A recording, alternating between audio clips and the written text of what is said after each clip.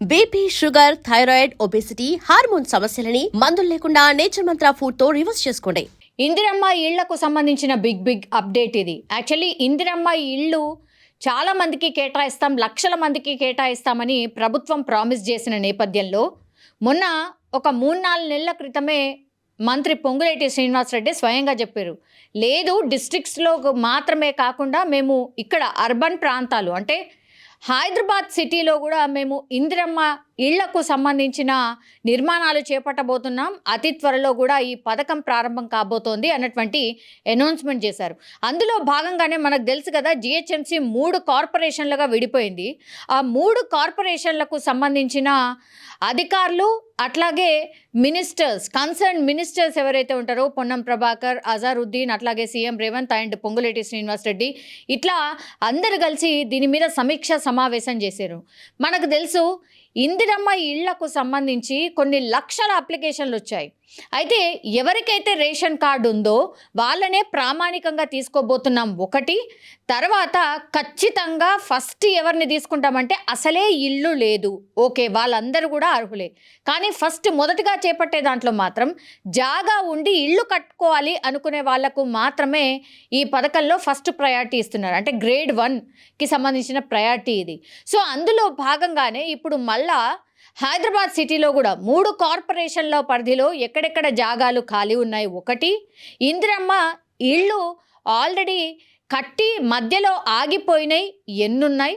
తర్వాత ఇందిరమ్మ ఇళ్ళు కట్టడం అయిపోయింది, అంతా అయిపోయింది, లబ్ధిదారులకు అసలు ఎవరికి ఇవ్వకుండా తలుపులు ఎత్తుకపోయేటోళ్ళు తలుపులు, కిటికీలు ఎత్తుకపోయేటోళ్ళు కిటికీలు, ఇవన్నీ ఎత్తుకపోయి అత్యంత దారుణమైన పరిస్థితిలో ఉన్న ఇందిరమ్మ ఇళ్ళు కూడా ఆ లెక్కంతా తేలిస్తే మొత్తంగా కలిపి ఒక 28,000 ఇళ్లకు సంబంధించి ఈ నెలాఖరు లోపల ఈ లబ్ధిదారులకు అందించాలి అని ఒక నిర్ణయం తీసుకున్నట్టుగా అధికారులు అయితే చెప్తున్నారు. అట్లాగే కన్సర్న్ మినిస్టర్ మంత్రి పొంగులేటి శ్రీనివాసరెడ్డి కూడా ఇదే విషయాన్ని ధృవీకరిస్తున్నటువంటి సిచ్యువేషన్ అయితే కనిపిస్తోంది.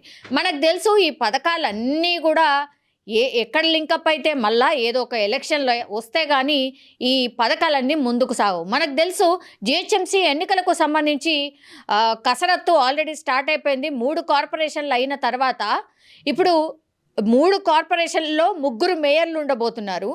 150 కాస్త 300 కార్పొరేషన్లుగా మారిపోతున్నాయి.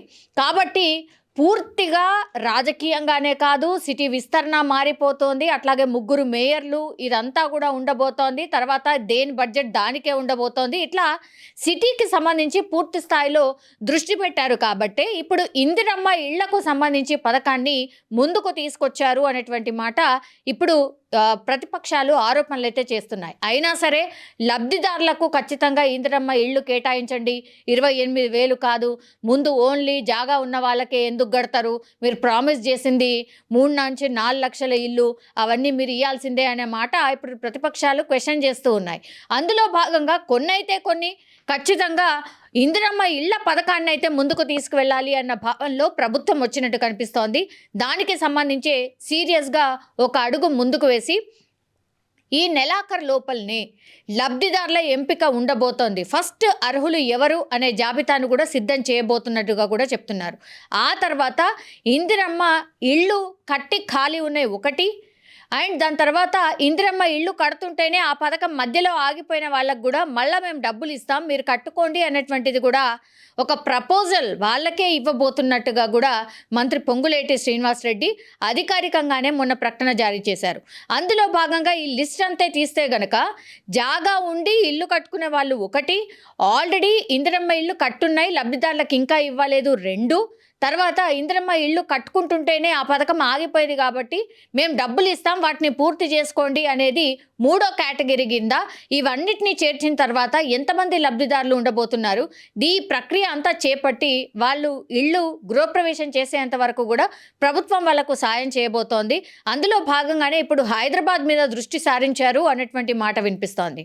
తర్వాత దీనికి ఎన్ని కోట్లు ఖర్చు కాబోతున్నాయి, పూర్తిగా బడ్జెట్ అట్లాగే కేంద్ర అంటే క్యాబినెట్ మీటింగ్లో దీని మీద పూర్తిగా చర్చ జరిగిన తర్వాత బడ్జెట్ కేటాయించుకొని ముందుకు వెళ్ళేయడానికి పూర్తి స్థాయిలో సన్నాహాలు చేస్తున్నట్టుగా మనకున్నటువంటి సమాచారం.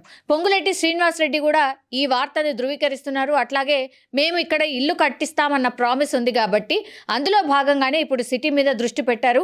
సిటీలో ఉన్నటువంటి వాళ్ళకు కూడా ఇప్పుడు ఇందిరమ్మ ఇళ్లకు సంబంధించిన ప్రక్రియ మొదలు కాబోతోంది.